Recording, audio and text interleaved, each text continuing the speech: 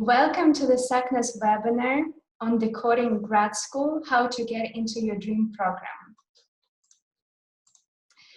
My name is Kateryna, and I'm honored to serve the SACNAS community as the Student Programs Manager.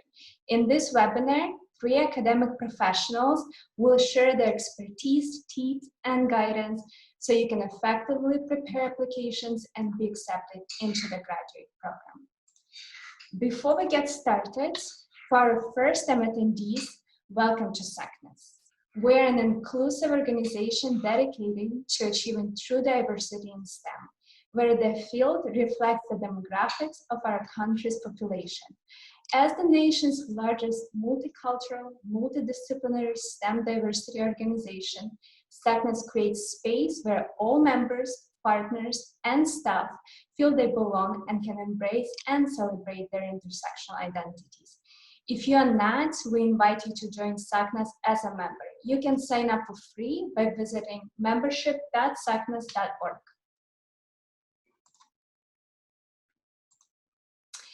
Now, it is my pleasure to introduce today's panelists. Dr. Anne-Ruxandra Carvunis is an assistant professor in the Department of Computational and System Biology at the University of Pitsburgh School of Medicine and the Associate Director and Chair of Admissions of the University of Pittsburgh Graduate Program in Integrative Systems Biology. Dr. Carvunis has received a number of distinctions, including a Medal of Honorable Doctoral Work, the National L'Oreal UNESCO Award for Women in Science, the NIH Pathway to Independence Award, the Soros Scholars Award, the Trailblazer Award from the Ladies Hospital Aid Society, and the NIH Director's New Innovator Award. Our next panelist is Dr. Arnaldo Diaz Vazques. Is an Assistant Dean for Diversity, Inclusion, and Equity Affairs in the Graduate School of Biomedical Sciences at UT Southwestern Medical Center, and an Assistant Professor at the Department of Pharmacology, UT Southwestern Medical Center. Dr. Diaz Vazques is an alumnus from the Linton Pudry SACNAS Leadership Institute and has attended the SACNAS National Conference since 2009. And our last speaker is Yulianna Ortega, is the STEM Diversity Programs Director at UC Santa Cruz. She received Bachelor's in Biology and Latin American Studies from UC Santa Cruz and has been part of the SACNAS community since 2004. She is also UC Santa Cruz Chapter Advisor since 2015. Unfortunately, Patricia James will not be joining us today, but we'll hope we can hear from her in the future. So now, before we move to the Q&A portion, I would like to invite the speakers to share a few words with our attendees, and I will start with Yulianna. Hi, everyone. It is an honor to be here with everyone today. Thank you for joining us. So I'll start with a little bit about me and my background. So I was born in Oaxaca, Mexico. My father is a farm worker. And so this is one of the stories where it forced us to have a back and forth journey between Santa Cruz and Oaxaca until the age of 12, when we finally became legal residents through the Ronald Reagan Immigration Reform Act, Control Act of 1986. What this did for my family and I is that it offers stability in my educational journey.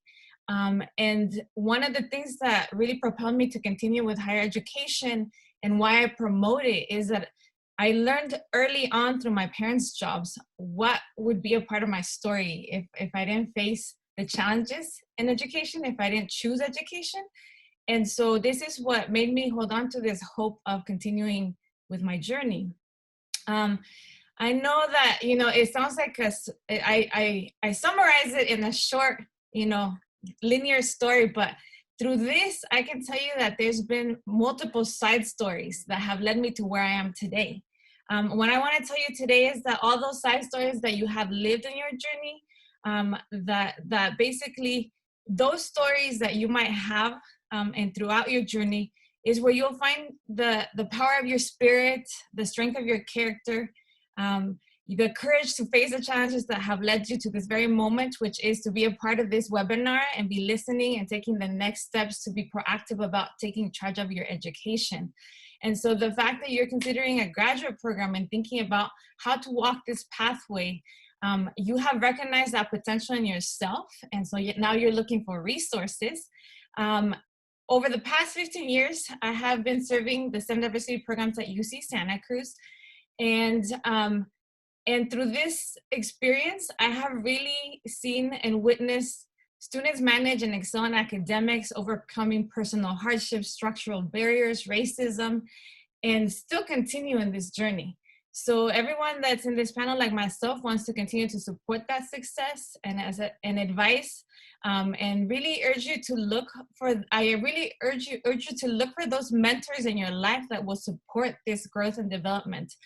So if you don't currently have a mentor, I want to encourage you to try to reach out for a mentor.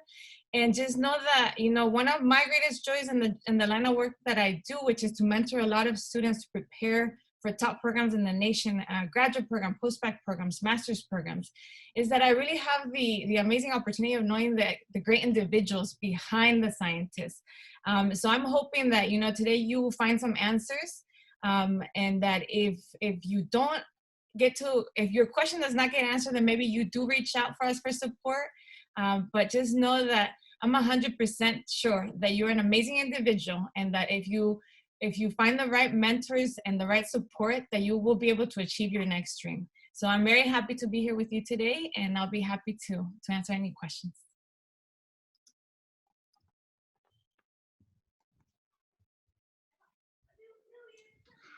Thank you, Yuli. Dr. Diaz Vazques. Well, first, thank you for the invitation, and thank you and to the panelists also to be here with us. I'm very happy and honored to be back with the SACNAS familia. I've been part of the SACNAS familia for over 10 years. I'm from a really, really small town in Puerto Rico, first generation low income student. First in my family to go to grad school, first in my family to move outside of Puerto Rico to pursue graduate education. So first in the family to complete a PhD. So I've been a first for so many things, but I'm happy that we are, together with the panelists, creating paths for others to follow. And I'm very passionate about mentoring. I'm very passionate about creating opportunities and creating awareness, reaching out to students, looking for talent. The talent is out there, we know that. So it is on us, to look for talents and to create opportunities, and not just create opportunities, also to support you during your path, to empower you to pursue your dreams.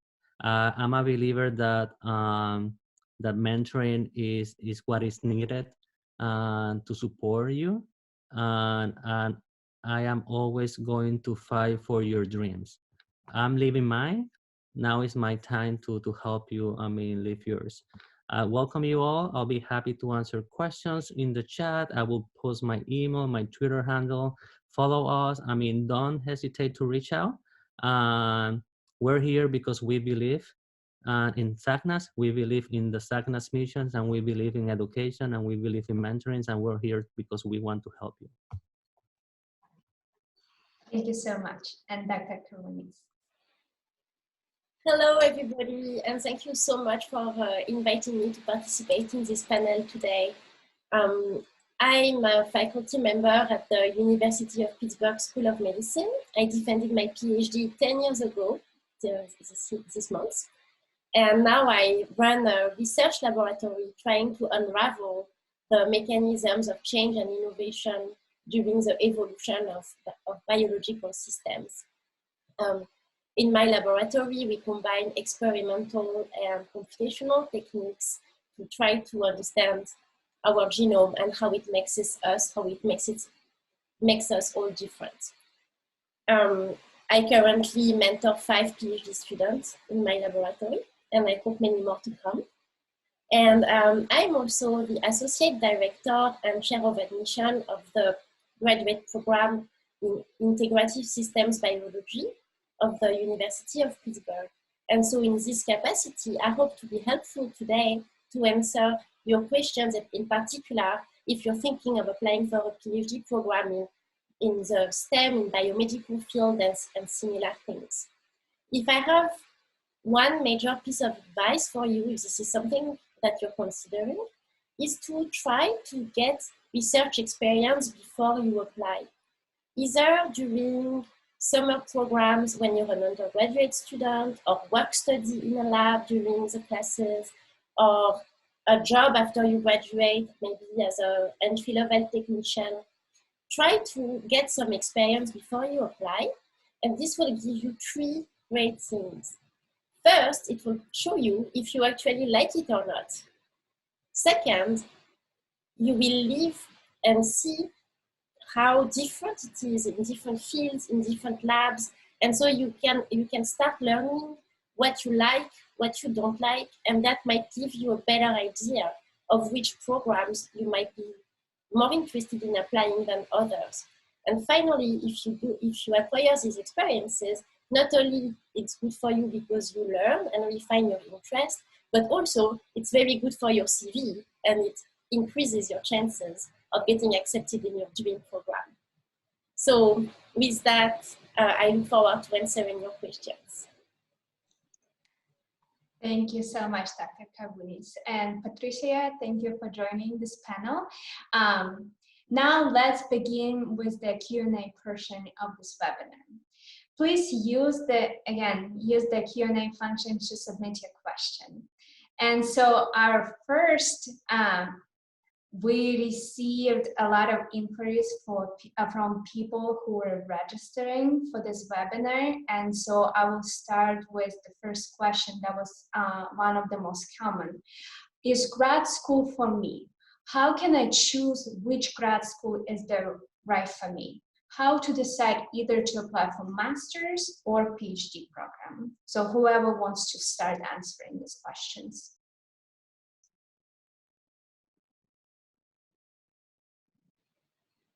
I can partially answer this question echoing what I said earlier. In order to know whether grad school is for you, and especially whether PhD is for you, my suggestion is to try working in a research environment where other graduate students are working, so you can see what their life is like day to day, and then you will see if it fits what you need or not. So I would just add that, take your time, and there is no, hurry in these careers, and there is no like a straight path. Expose yourself to opportunity, be proactive. It's important also to be proactive and look for opportunities in your campus or for summer programs or post-bac programs or research tech positions. So expose yourself. These are long careers, these are challenging careers. So, it's important that you know why you're doing this, that you're happy with your decision. That's the most important part, that you're happy with the decision. And this, the PhD grad school, whatever the field is a very challenging and demanding time. So it's important for you to be happy for what you're doing and that you're doing this for you. Gain all the research experience that you can before to make an informed decision. If you're considering schools, make sure that you're considering not just the research, but also location, family, whatever is important for you, because at the end of the day, you have to be happy to perform well. So my advice is like, know who you are, know what you want, research the schools, research the city, research whatever is important for you, so you can make an informed decision. And I can add to that. So I think this is a great starting point, right? Because you're considering your options. And so my advice would be to contact a program advisor. So my role at UCSC is that we run multiple programs under the STEM Diversity Office that are funded by government agencies that are aimed at giving students exposure to science careers, right? So look for those staff members, faculty that are affiliated with such programs, and start exploring, what it is that you want to do. And from there, what is it that you need to get there, right? And get the right advice. So there are many resources out there, especially right now that we're living in this virtual world. You'll see that you've probably been bombarded with many virtual conferences, right? And a lot of these events are free. I will put one right now in the chat That's the Graduate Pathways to STEM. It's a one-day free virtual conference for schools in the Bay Area. This is a biomedical conference, but this is one of the resources that you know, if you're sort of exploring this, you want to see what's out there. And I also want to remind you that there is not one path to a graduate program. So if the goal is a PhD, you know, there are multiple programs funded by NIH and NSF. For example, NIH has the prep programs. Those are post-bac programs. At UC Santa Cruz, we have the NIH-funded prep program, which is a post-baccalaureate. So this means maybe in undergrad, you did not have a chance to do undergraduate research. Maybe you're just finding out the research is an opportunity and it's a career that interests you. There are programs in place that can lead you to that PhD. They also fund the bridges to the doctorate masters. And so these are paid masters in science. I will drop those links in the chat. So the links that I've shared in the chat, they're the NIH websites. If you actually click on those links, it'll take you to an interactive map and it'll list all the different states that these prep programs and master's programs are in. And then also just know that, you know, you might not necessarily have the right experience. Maybe you have other priorities. Coming from a first-generation background and working with a lot of first-generation students, sometimes you need to go back home and support family. But this does not mean that this is the end to your path or like your education is done, right? So one of the things is to be really be aware that you might have to look for a tech position, right? Or work in industry for a couple of years. And so keeping your mind open to those possibilities is really important. The other thing is to, you know, it's been mentioned, connect to your local SACNAS chapter. The chapter at UCSC puts on a lot of different events, events such as, you know, the chapter officers will hold office hours, support students through the application process. They have, you know, they invite guest speakers to talk about their path to the PhD, different resources. Our chapter is really active at sharing a newsletter with the multiple resources. So look for those, you know, and if there is no SACNAS chapter, look for NSBE chapter, you know, the National Science for Black Engineers, SHIP, you know, the Society for Hispanic Professional Engineers. Look for societies with professional affiliations, you know, and so continue to explore this, look for those opportunities. Do a simple Google search for free virtual conferences. You know, connect to these webinars and SACNAS that will offer more of this Q&A and interactive ways of thinking about getting to a graduate program. And so that's going to be my advice. It does take a lot of self-initiative, self-advocacy, and putting yourself out there. But when you find the right resources, when you connect with the right mentors, and you can really express, you know, your passion for science, your passion for pursuing a graduate degree, you'll find those people that are become invested in your journey and your story and that have all the resources. So look for those mentors, look for those program advisors, faculty. That's my advice. Thank you all so much.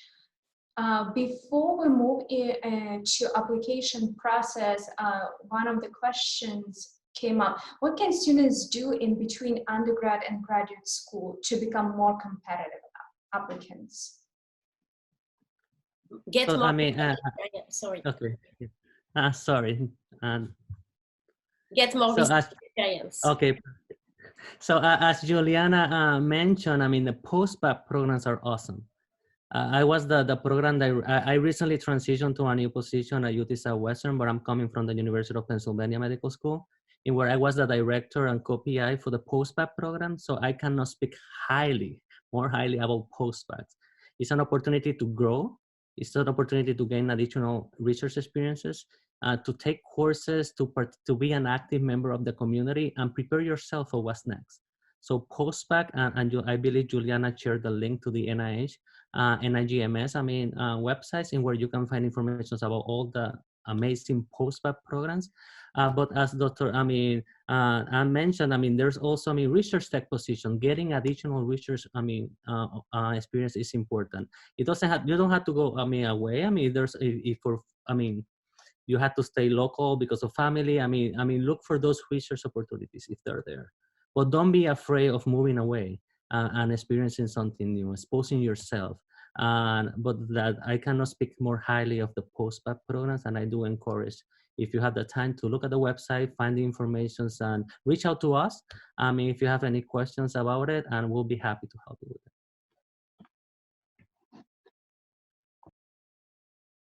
Yeah, I can answer a little bit, and I'm sorry everybody I was late. I have been having a lot of tech difficulties lately, and so I had to come outside, and I'm on my phone, which is why the screen is off, so that hopefully that helps the audio a little bit.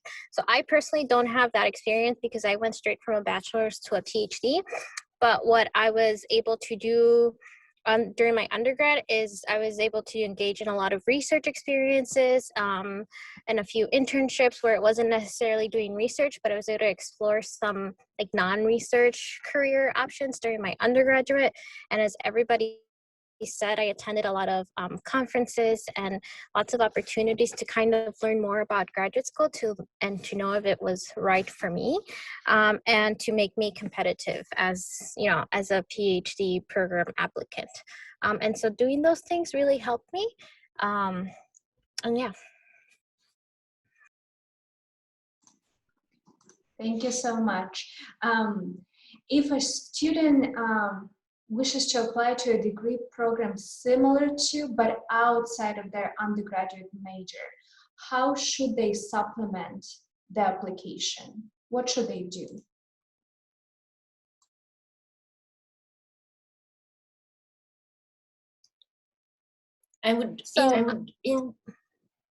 Sorry, go ahead. So in the package for applying, you write an essay about why you're applying to this program.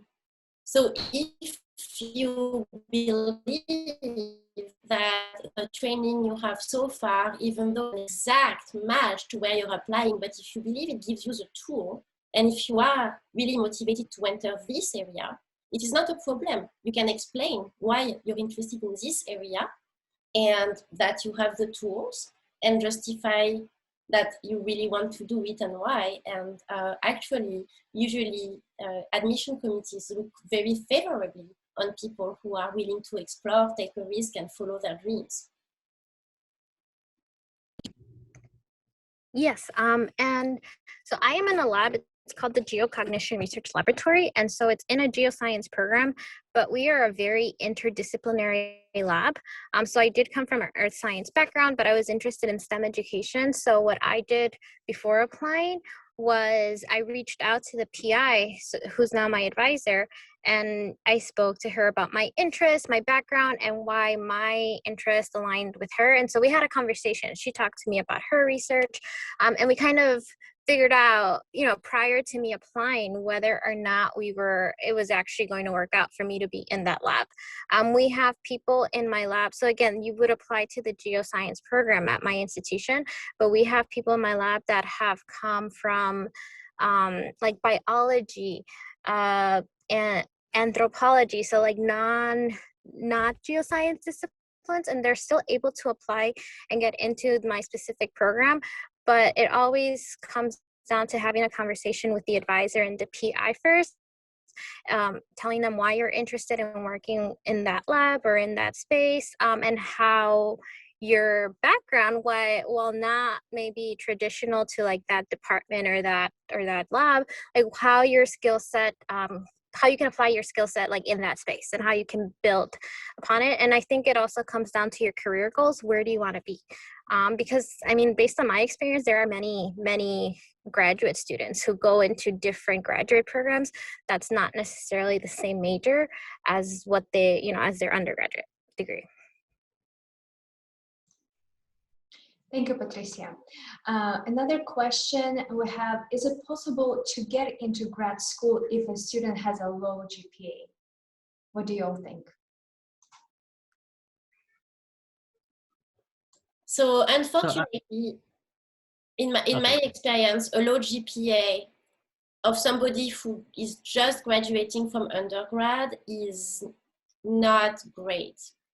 However, I have seen admissions of people who had low GPAs, but then got research experience, worked in labs, worked in industry, demonstrated that their value is not summarized by their low GPA, demonstrated by their experience and by letters of references of people who have worked closely with the person and vouch that this is a great person. Might there have been issues, personal hardships, or perhaps a lack of maturity in the past that led to the low GPA? Maybe, but as a professional, this person demonstrated themselves to be excellent, and that erases the low GPA. Another approach that I have seen work is someone who had low GPA in undergrad, but then went to do a master's program and got great GPA in master's program, and that also counterbalances. Unfortunately, we do look at the undergraduate GPA. So if you have a low GPA, try to find one of these different alternatives to make up for it. And as we have mentioned a couple of times, it's not like a straight path. I mean, not everybody has to follow the same path to a career. And postbac, again, I cannot be more proud of postbac programs, will allow you to take courses.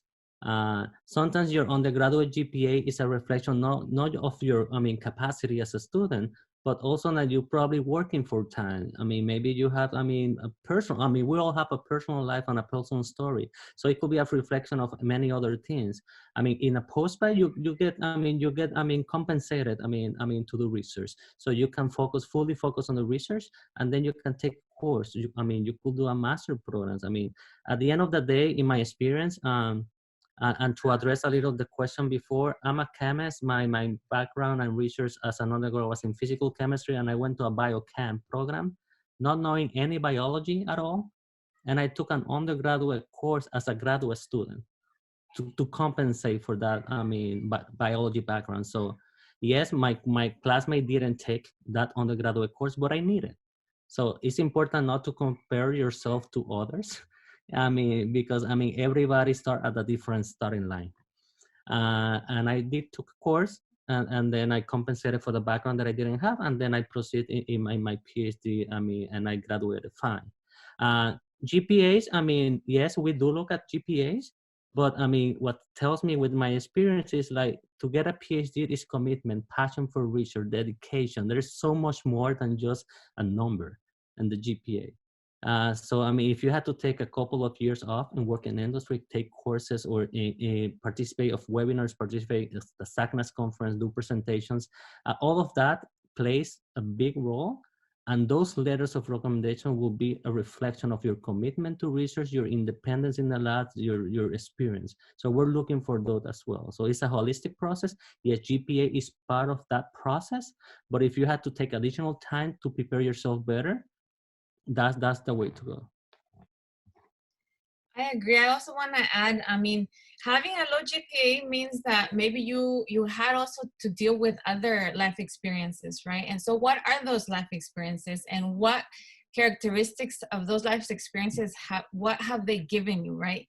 Commitment, you didn't drop out of school, you still graduated. And so I want one thing to really, stay with you, which is, there will be different variants of what a graduate student looks like. I see this all the time. So one of my roles is that I run the IMSD graduate fellowship, which is the Initiative for Maximizing Student Development. It's a training grant, a T32 is what they're called. You'll start to hear a lot of acronyms. There's a lot of funding out there.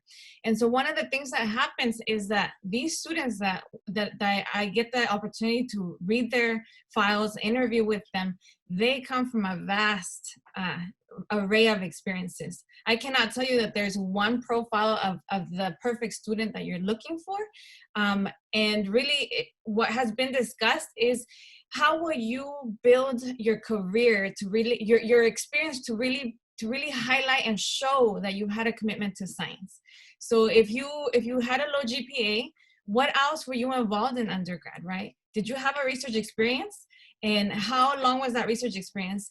And also, we have had students that do have a low GPA, Luckily, I actually shared this on the chat too. For the biomedical sciences, there's an active no GRE list where many schools are now moving away from the GRE, right? UCSC doesn't ask for GREs, and the physical and biological science, the umbrella for the PBSC, it's one of the umbrella programs. And so there are a lot of schools that are now moving away from, what it is that an ideal candidate brings.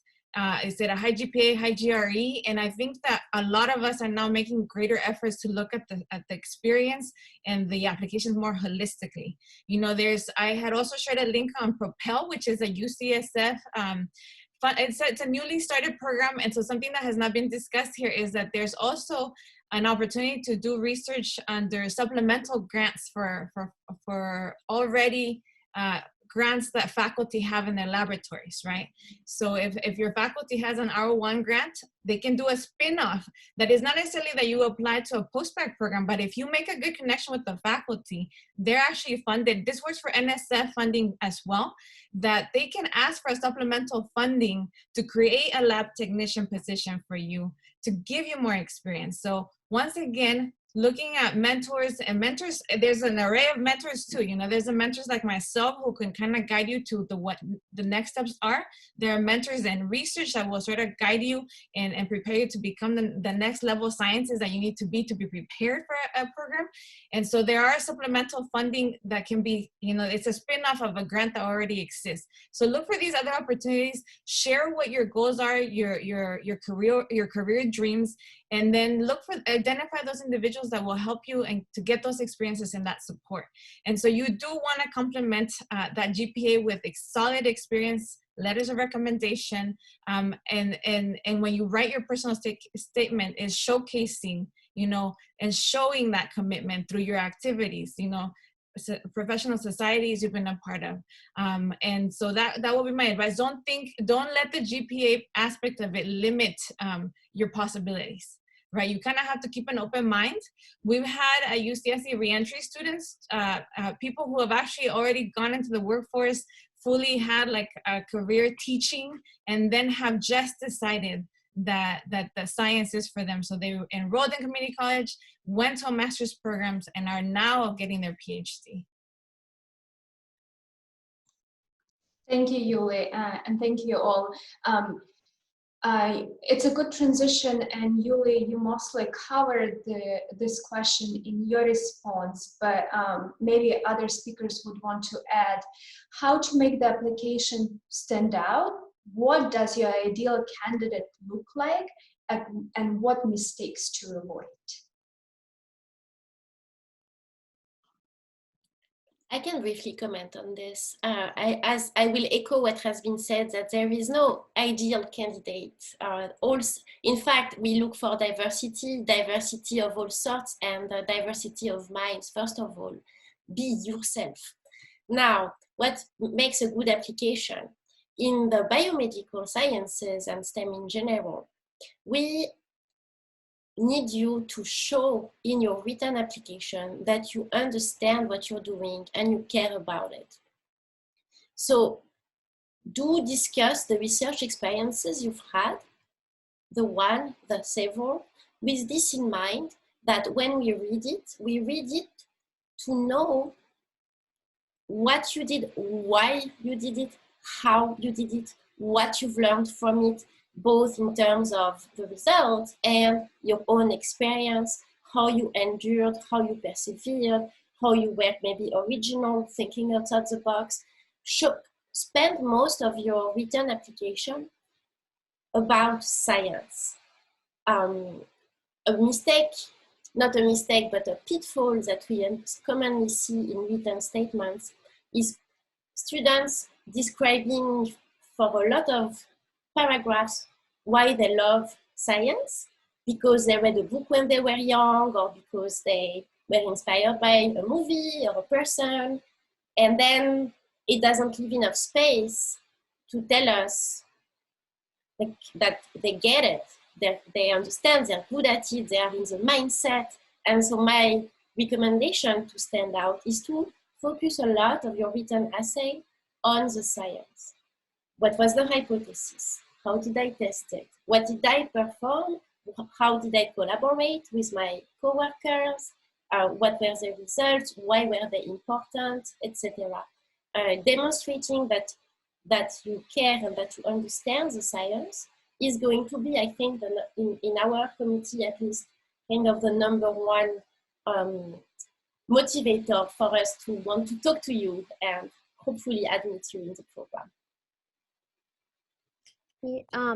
Thank you. And so one of the recommendations that I have is also reaching out to the departments or to the PIs of the labs that you are interested in working in, because often if you just cold call apply and there's like no prior contact or anything, many programs are getting many applications. So one way to stand out is to reach out and have a conversation before applying. And also sometimes some programs don't have funding, right? So a lot of the times the way that they admit students is, yes, all these characteristics that they're looking at, but also like, do we have funding? Can we fund the student, etc.? So like having a conversations with the people in those departments and in those programs beforehand is one way to make you stand out. And as was just said, being able to write and articulate in your personal statements why you're interested in that program. Often a lot of students when writing, they don't answer the prompts. So every program is very different. Some have 2 different prompts that you have to like write for, one for the, like graduate school, one for the specific program. And one problem that a lot of people have is they don't answer the prompt. So make sure that you answer the prompt and that you tell a story. Like a lot of people talk, they say one thing in one paragraph, they talk about another thing in the next paragraph.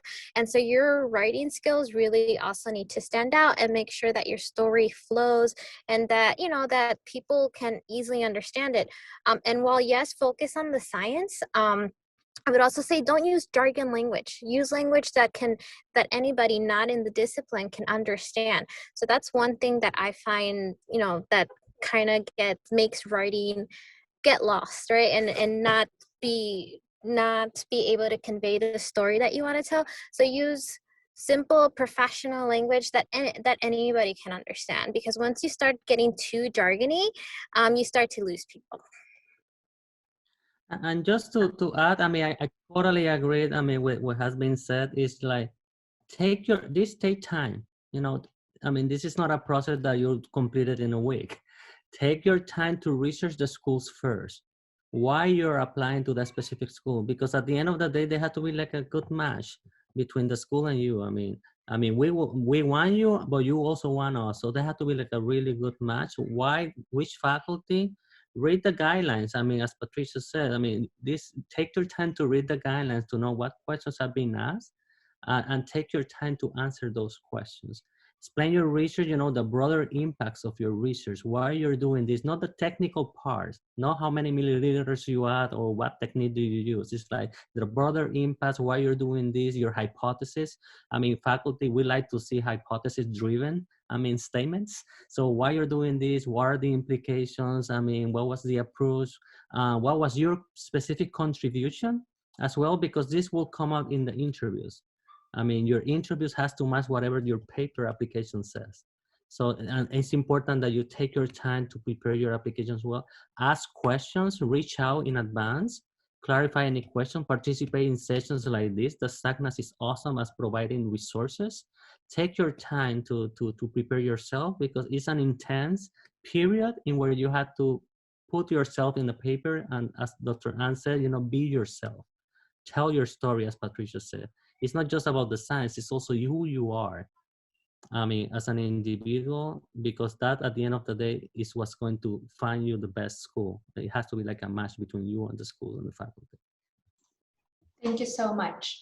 And you, Dr. Diaz Vazques, touch on this, how to approach your dream PI effectively, how to reach out to that advisor once you identify them, and how to look for possible graduate mentors.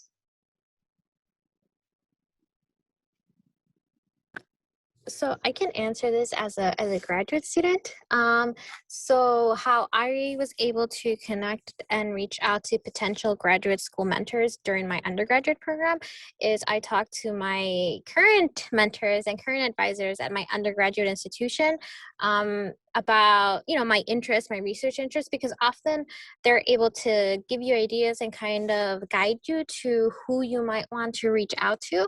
So, you know, leverage your networks and talk to who you know and ask them for advice. Don't just go at it, you know, on your own. If you have mentors and people that are helping you navigate your academic journey, I would first turn to them and see what they have to say, because they know you, you know, I mean, I'm assuming like they know you, they know your interest, and kind of, you know, what you might not need. So that helped me. I will also, if you are wanting to contact a PI that you think you love their research, but you've never met them, you know, you don't know them, they don't know you, and you're a bit afraid. Don't be.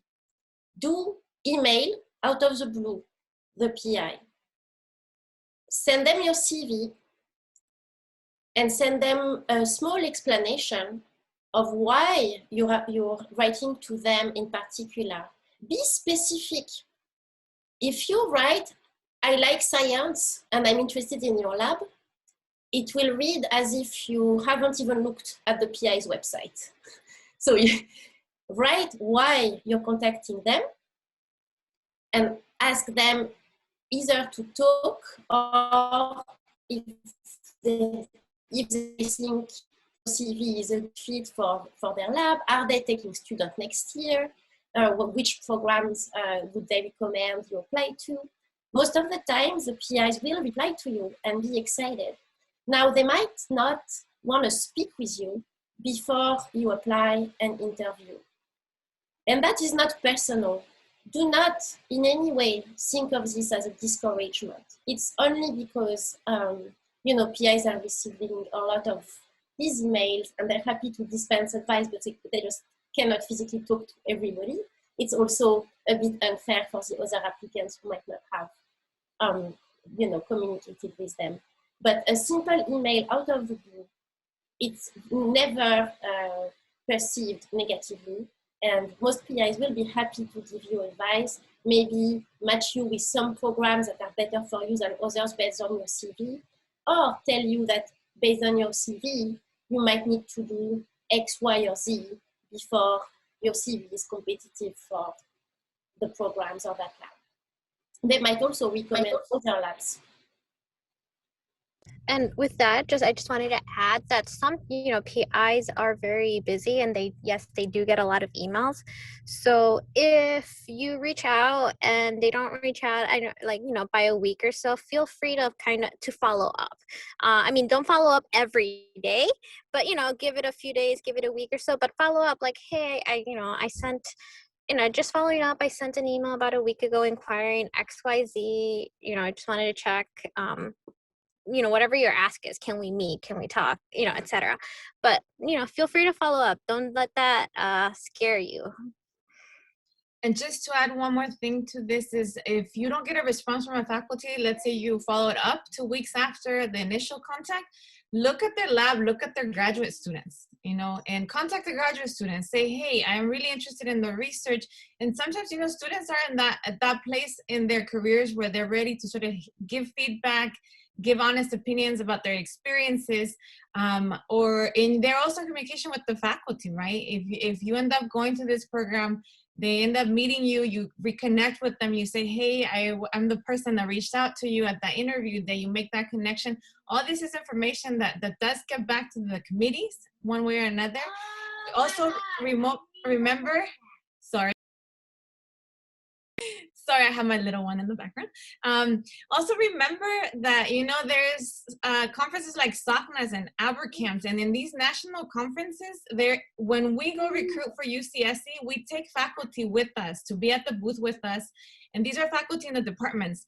So look for those opportunities when you can network. Another thing that has not been mentioned is preview days.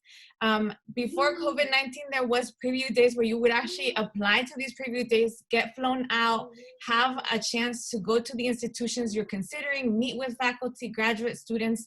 And there are virtual forms of the preview days where faculty will join in. And so just, explore these opportunities where you can, organically make some of these contacts. And then you follow up, thank you for being at the preview date. I met you at SACNAS conference. And so these are just the things that you want to keep in your mind as you're reaching out to faculty. And I also wanted to, so I did see that in the question, somebody asked about systematic racism. And so I wanted to add this. So for students, like we're giving you advice on like how to reach out to faculty, how to get into these, dream grad school programs, dream advisors, but also keep in mind that sometimes the dream grad school, the dream faculty member may not be the right person for you. We have a few undergraduates in the lab that I'm in right now, and there is this undergraduate student that is currently applying to graduate school. She had an interview with, a great PI at a great institution, an Ivy League institution. She went through the interview process, and guess what? She experienced so many microaggressions, so much racism during those interviews. She's a Black woman, people asking her and talking to her about Black Lives Matter, asking her to prove that racism exists. And despite that being her grad school, her dream school, she said, no, thank you. And so while, yes, we're giving you advice on how to, do the right thing when contacting people, make sure that those people are also doing right by you, because you can't go into a space that's going to be toxic for you and your mental health. So even if it's like that dream program, that dream faculty member, make sure that you are also taking into consideration your needs as a person, as a student, etc. And when reaching out to PIs, let's say you do land an interview with them, or you are able to converse with them, often I guess like a good sign is that PIs ask you to talk to students that are currently working with them, with them not being present, because often that's when students, graduate students, can be more honest with you about their experiences of working in those labs and in those programs. They can tell you the good and the bad. Are they only asking you to speak to early career graduate students?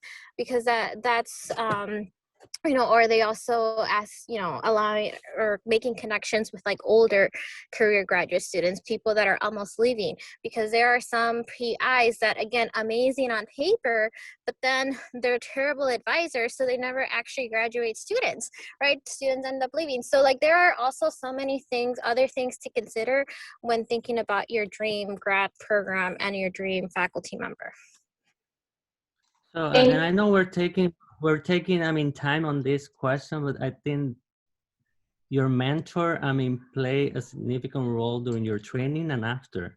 So it's important that you take your time to find a mentor that is going to support you for who you are, and also that is going to support you for why you want to be in the future. You don't have to know your mentor when you join a graduate program. Some programs has umbrella programs in where you're going to also, attend conferences, seminars, and you will start hearing about new mentors. But it's also when you meet with a mentor, as it was said before, be strategic, go with a plan, go with specific questions. If you email a faculty, why you want to meet with this faculty? So send a couple of questions, send your CV. So show interest, but also show that you did research and you know why you're meeting with this faculty. Also, it's really easy, for me as a student, it was really easy to ask what it was expected from me, but really hard for me to ask what I expect from them. So, and it's really important that you also lay out what do you expect from your mentor. In terms of your career, your training, and who you are as an individual as well. Thank you so much. Now, let's move to the next part, as important as identifying the grad program, identifying your mentor. If someone is interested in going to graduate school but cannot due to financial difficulties, what would you tell them? Maybe you can share how you were able to fund your graduate program. Maybe you can talk about grants, financial aid, scholarships. Yeah. I mean, just a quick thing is that PhD programs in STEM are usually fully funded. Not everybody knows that, but it is the fact. So when you apply for a PhD program in STEM, in biomedical sciences, you will be financially compensated with benefits for the full duration of your PhD, no matter what. So it's a very different story for different fields and for master's program, where I will let the panelists answer, but for PhD programs, don't worry about it. Yes. So as I mentioned, I'm currently a graduate student. So I've been, I entered a PhD program and it was fully funded. So yes, go into programs that have funding. Not all master's programs do, but there are many that do. So always inquire about funding, whether that's on a grant, so working as a research assistant, a teaching assistantship. There are many ways to get those, your program funded. There's also fellowships. So some major ones are the National Science Foundation Graduate Research Fellowship, the Ford Fellowship, Soros Fellowship, and often, at least like R1s, usually they have their own recruitment, either at the university or college level or both. And so I was very, very, very fortunate that when I started my graduate program, I was funded on a university fellowship. And so in my offer letter, it was said that that would fund my first and my fifth years, and that my department would fund the in-between years, again, in the form of assistantships. And then I was eligible for the National Science Foundation Graduate Research Fellowship. So my PI, the summer before I actually started my program, we started working on my application. That is a great fellowship if you're able to get it. And if you are applying next year and decide to graduate school and decide to apply to this, like start your application early, because you will go through many, many, many rounds of revision before you submit that final document. And so I was able to get that. And so I have been funded on just fellowships all 5 years. And because I got the NSF GRFP, my college of natural science actually gave me a 6-year funding, which is what I'm on this year. And so I was very, very fortunate. But on top of that, on top of like fellowship, and usually fellowships cover your tuition, and then a living stipend. And my school, if we have one of these big fellowships, they also cover health insurance, equivalent to what you would get as an assistantship, right? Whether it's TA or RA. And I would also apply for all these little pockets of money. Like I have been very, very good at getting funding. I tell people, so we just got an intern grant last week. So now I would say, like, throughout the course of my career, both undergraduate and graduate school, I've obtained over $350,000 worth of funding in terms of like research internships, fellowships, scholarships, all these little things add up. If you're applying you can apply to a $500 scholarship, a $1,000 scholarship, apply to everything, because those little things add up and they do take time, and it really requires you to have like a good like writing skills, like tell that story, be good at like telling a narrative. So there's so many pockets of funding. So don't just look at the big fellowships, also look at those little ones, because those little ones often supplement, even though yes, fellowships and PhD programs are funded, I have a family, right? Like I could not support my family just on my a graduate stipend alone. Like I needed to seek out extra funding to be able to, cover my living expenses as a parent. Yes. Yeah, and something that was not mentioned, also apply for FAFSA. My graduate students always apply for FAFSA, and this is a way also of supplementing emergency loans. So every year that you apply for FAFSA as a graduate student, you can submit a FAFSA, you don't have to. But if in case of an emergency, you'd be able to be eligible for emergency loans and that type of program. Also, I think something that was not answered, if you're debating between going to a graduate program because of finance reasons, sit down with someone, and if you do have offer letters, do those numbers, right? If you commit to a lab tech position, and there's, you know, there's perks about taking that lab tech position or that employment opportunity versus going to graduate school, then do a pros and cons. You know, what will be the pros of going back home, working in industry for a couple of years? Where will I live? Who will, you know, how will I support my family? And then if the answer is that, you know, there are things that you would still might need to troubleshoot back at home, and things that might not be the best environment for you, but you still want to support your family, be sure to sit down and do those numbers when you have offer letters, and do that math. And I have had students that, you know, have to support families as their you know, graduate students, but still supporting families back home.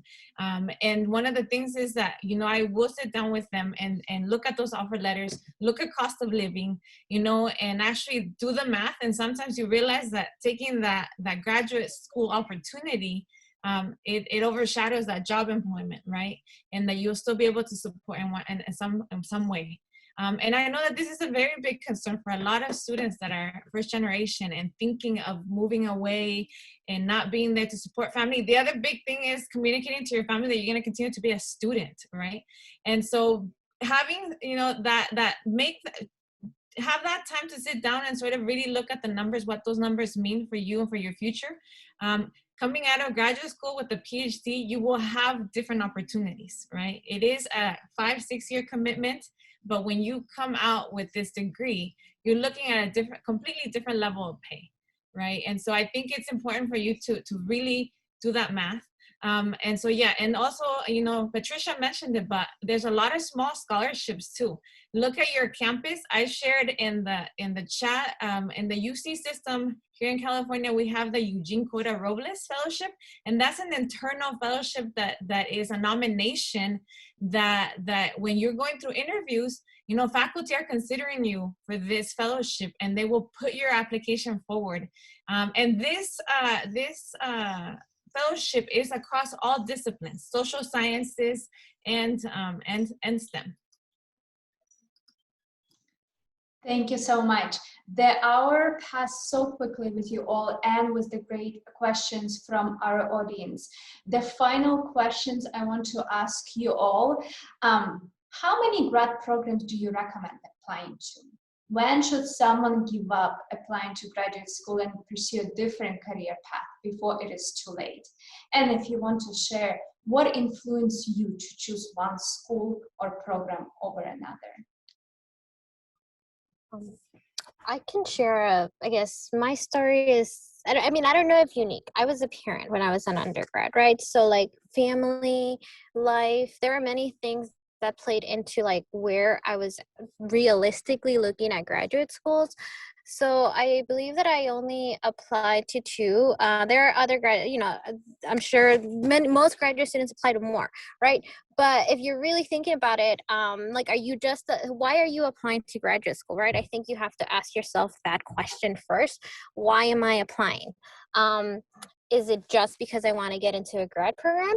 Is it because you're pursuing a specific career path? Which kind of goes back to like what we were talking about earlier. Why are you applying to like this specific school, right? And so for me, I thought, why am I applying? This is what I want to do. I figured out, and then I asked myself, what do I need as a student? And realistically, I had a family, so I couldn't go too far away. I'm from Chicago, and I ended up going to a school in Michigan, which is only 3.5 hours away from Chicago. And ultimately, I decided on that program due to the funding, due to the great advisor, and also like I visited the place before accepting the offer. So I know we're in a COVID world, but if you do have the opportunity to visit the places that you're interested in, or even once you get admitted, can you picture yourself living there? Or is it someplace that you're going to be miserable? And being a parent, I also looked at the school districts, and I looked at, you know, there are so many things that I had to take into consideration before making a final decision. And the reason that I applied to 2 programs is because there were only 2 programs like in what I was realistically able to and willing to move move towards in like the surrounding area. And I will say to the question of when to give up, I say don't give up. It's never too late. You might realize that something else is even better for you, which is different. But if graduate school remains what you want to do, never give up. It's never too late.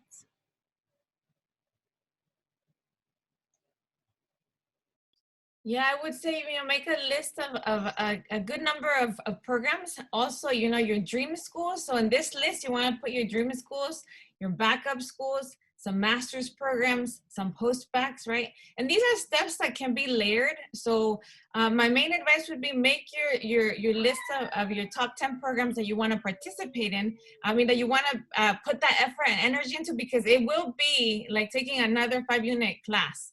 It takes a lot of time, a lot of organization. Make a spreadsheet, stay as organized as possible with, deadlines, how many statements of purpose personal statements. For ours, we even have a history statement or diversity statement. So that's an optional statement. And so those are the things that you wanna stay really in touch with, like, to really make sure that you will have the energy, right? So start making your list, start looking at the requirements, start, connecting with the faculty who will recommend you. And because, the application process is layered, what I mean by this is that PhD programs go first. Most deadlines start as early as November 29th, December 1st, January, and then we have the master's deadlines, which are later, usually in March. And then we have the post-bac programs that are much later. They do vary. So you start as early as February. Some programs are asking for applications as early as February. Ours is March 12th, and there's other ones that are even later, like April 1st. So you want to really kind of start thinking about what your options are. And because you do already have every material ready, right? If you every year for the students that are part of the programs, we ask them that they at least, even if they don't think that they'll go to graduate school, that they put an application together to at least 2 programs. And the reason that we do this is because when you leave your institution and you don't have your letters of recommendation anymore, and you go on into the workforce or you take another opportunity, you will still reach out to your faculty at your current institution for a letter of support if you've been involved in research for a course. And so if you right now in the present mode go through that process, at least get the application together, ask for those letters. I keep those letters on a file. When a student reaches out to me and they say, hey, it's like 2-3 years later. I have an amazing story of a student that's been out in the workforce for 3 years, started in biotech, now is a lab technician at UCSF, and now got into all his dream schools. But I'm writing a letter of recommendation for him 3 years after he's graduated, right? But I wrote one for him when he was at a UCSC as an undergrad. And so, think about what the process means and what it will prepare you for, even if you think you can't put the best or the strongest application together. At least apply to 1 or 2 programs, get everything in order, and that'll set you up to be in a better place and in a better position for the future. So think about what that looks like for you. And then also remember that it's sort of in layered deadlines. So if you are not, if you don't get into the dream school that you wanted to, and even though you got an acceptance, you say, well, what are my options? Look what your options are. What are the master's programs you can do? What are the post-bacs? So think about this in a layered level of opportunities. I just briefly want to mention that when you are applying, let's say you apply to 10 schools, there's also application fees to consider. So in thinking about where you're going to apply, reach out in advance to see if they have fee waivers, if your school can give you one. If you attend like the SACNAS conference, often if you walk around in the booths, they have application fee waivers, because I know for many students that's a big limitation in how many schools they apply to. It's those application fees. So yeah. And just to end, what an amazing panel is like. There again, there is not like a straight path. Don't compare yourself to others. Take your time, don't do what I did. I only applied to one school back then because, I mean, this is years ago, right? I mean, I had to mail everything, I mean, and I didn't have the resources. So ask for fee waivers, as Patricia said. Reach out to organizations like SACNAS, Científico Latino, many other organizations out there helping the student. There's tons of resources. Social media is a powerful platform to learn about new programs and resources to connect.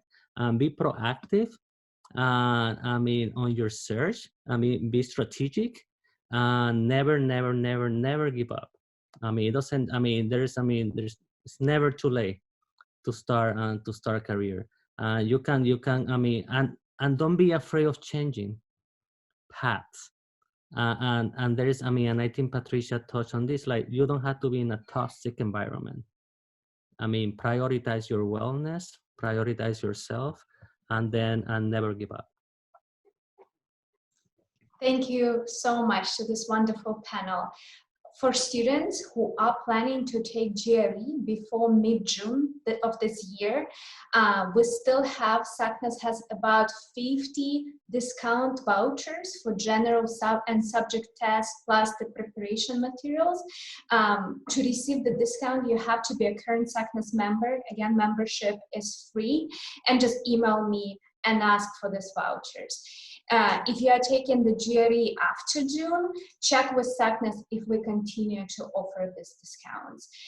Also, as Dr. Diaz Vazques mentioned, graduate students provide application fees waivers. We do receive emails from students who are asking SACNAS staff, please confirm that I attended your conference, that I presented at your conference, because the schools are asking them for that information. So again, don't hesitate to contact SACNAS staff for those letters of confirmation, and we're happy to provide you all that. So now let me share with you, if you would like to connect with one another after this webinar and continue this important discussion, you are invited to join our SACNAS online community feed. Follow the link on the screen and sign up or sign into your SACNAS membership to get started. If you enjoyed today's webinar, you can find upcoming and previous webinars on our website at sacnas.org/webinars. Lastly, we want to hear from you. Immediately after this webinar, you will be redirected to a brief survey. I encourage you to provide feedback on today's program and suggestions for future webinars. This concludes our webinar. Thank you to all speakers. Thank you so much for your time. And for sharing your stories, and to all attendees for your engagement and insightful discussion. See you next time.